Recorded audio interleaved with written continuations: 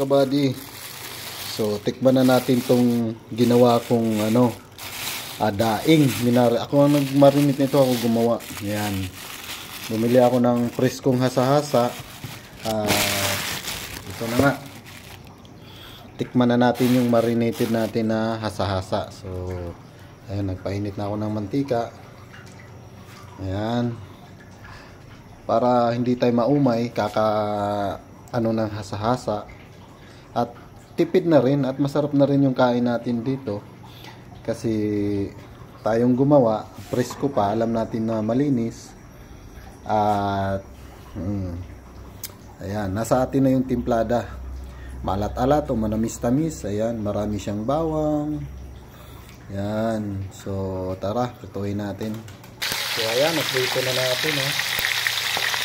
Ganun lang.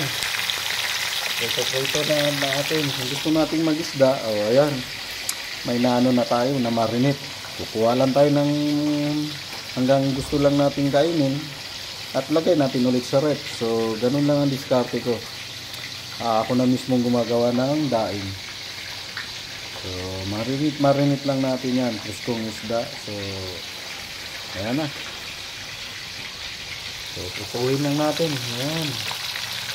Kuha tayo ng 4 o 6. So hanggang kung gusto lang natin kainin. So ayan mga kabady, luto na yung daing natin na hasa-hasa. So di ba, napakasarap. So ganun lang, diskarte lang sa ulam. So makakain tayo ng gusto nating ulam pag may diskarte, matyaga. So ayan. So don't forget to follow. Yan, daing na isda. So bye bye.